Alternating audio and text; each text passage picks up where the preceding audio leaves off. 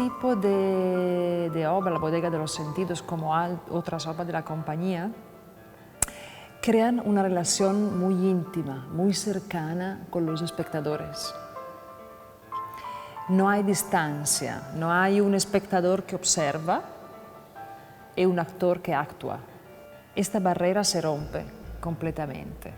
Entonces, nosotros, actores que en este tipo de lenguaje preferimos llamarnos habitantes más que actores, estamos realmente habitando un espacio, habitando una experiencia, y el espectador, que llamaremos viajero, está viajando por esta experiencia. Algunos elementos fundamentales de la creación de una experiencia para nosotros son, por ejemplo, la oscuridad y el silencio. Pensamos, por ejemplo, que la oscuridad es un grande detonador de imagen, donde tú más puedes ver en la oscuridad, donde tú más puedes sentir en el silencio.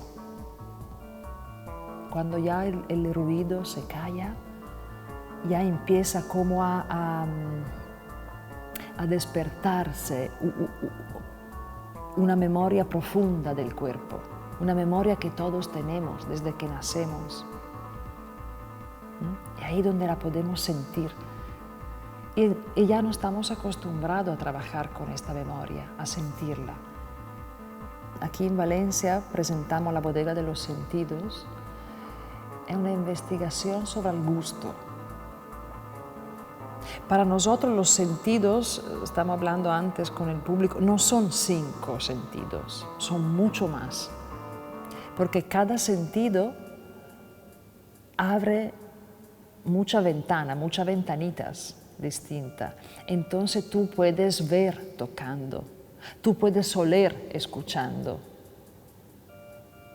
Lo que más nos interesa de la investigación es lo que no se ve de las cosas. È lo che non è lo rappresentativo, non è rappresentar, demostrar algo. Trabajamos exactamente al opuesto. Claro, trabajamos imágenes visuales también, no trabajamos siempre a oscura. Pero lo más importante es lo que hay detrás de una imagen, dónde te lleva, dónde te hace viajar. Y por esto creo que este festival tiene mucha afinidad con nuestro lenguaje.